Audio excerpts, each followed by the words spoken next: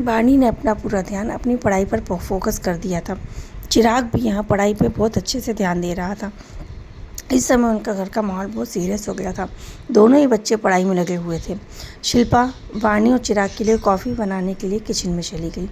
Kitchen में से ही उसने वाणी के कुछ फ्रेंड्स को फ़ोन लगाया और फ्रेंड को फ़ोन लगाकर बताया कि देखो बेटा, वाणी कल के प्ले के बाद से बहुत डिस्टर्ब हो गई है, तो मैं चाहती हूँ कि अब कॉलेज में उस प्ले को लेकर तुम लोग या कोई टीचर्स भी इस बारे में बात ना करें। हुआ तो मैं खुद ही एक बार कॉलेज आकर टीचर से बात करूँगी, बट जब तक मैं नहीं आ पा रही तब तक प्लीज़ तुम मेरी ओर से टीचर से बात करना कि वो अब वाणी से उस प्ले के बारे में कोई बात ना करें और अब पूरा ध्यान वो अपनी पढ़ाई पर लगाए। जैसे ही उसके फ्रेंड्स ने ये बात सुनी, उन्होंने कहा हाँ आंटी, वाणी सही में बहुत डिस्टर्ब हो गई थी, तो हमने खुद ने भी सोचा था कि हम इस बारे में उससे बात नहीं करेंगे।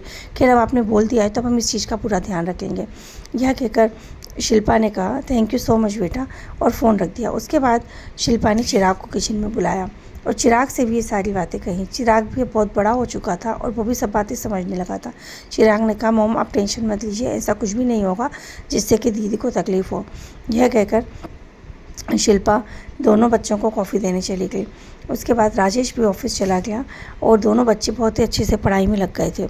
अब वाणी के एग्ज़ाम स्टार्ट हो गए और वो पेपर की तैयारी में इतनी बुरी तरीके से जुट चुकी थी कि वो किसी और चीज़ पर ध्यान ही नहीं दे रही थी। और रोज़ रात को शिल्पा भी वाणी के रूम में ही सो रही थी और वो नोटिस कर रही थी कि अब वाणी जाग भी नहीं रही है, अब वो आराम से सोई रहती है।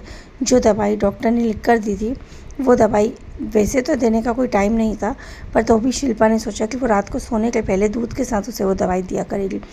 तो वाणी ने पूछा छोटी माँ ये क्या है?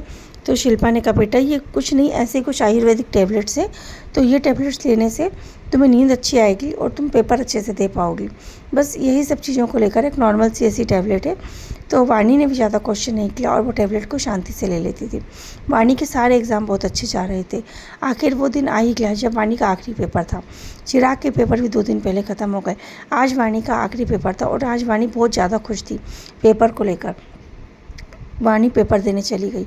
शिल्पा ने राजेश से कहा राजेश आज वाणी का आखिरी पेपर है, जैसा कि हमने सोचा था कि हम बच्चों को सरप्राइजली कहीं फॉरेन टूर पर लेके जाएंगे, कहीं भी उन्हें लेके जाएंगे, पर वाणी ने पेपर के पहले साफ साफ बोल दिया था कि वो रामपुर जाना चाहती है। मुझे तो घबराहट हो रही है कि वो पेपर देख के आने के बाद कहीं रामपुर जाने की बात ना कहे, क्योंकि वैसे तो हमने इतने दिनों से उसके सामने कोई बात नहीं की और वो बिल्कुल नॉर्मल है, लेकिन उसने जिस तरह से कहा था कि वो रामपुर जाएगी, इतने दिन से तो उसने कोई बात नहीं की, पर मुझे अब ऐसा डर है कि वो हो सकता है आज इस बारे में बात करे।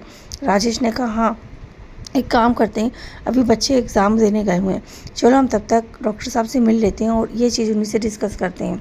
यह कहकर शिल्पा ने कहा हाँ आप सही कह रहे हैं, हमें डॉक्टर साहब से मिल लेना चाहिए, वही कोई रास्ता दिखाएंगे। यह कहकर शिल्पा भी रेडी हो गई। राजेश और शिल्पा जल्दी से डॉक्टर के पास जाने के लिए निकल पड़े। उन्होंने कॉल करके डॉक्टर से अपॉइंटमेंट ले लिया था। वो डॉक्टर के क्लिनिक पहुंचे और सारी बातें उन्हें बताई कि अब 15 दिन से वाणी नॉर्मल है।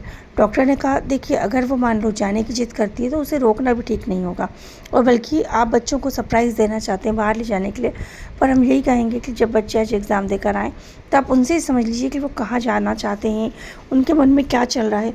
और यदि वाणी जिद भी करती ज़्यादा रामपुर जाने की तो आप उसे वहाँ जाने से रोकिए भी मत, आप उसे लेकर जाइए, पर कोशिश ये कीजिए कि उसे फालतू चीज़ों से दूर रखिए और ये जानने की कोशिश कीजिए कि उसके मन में क्या चल रहा है।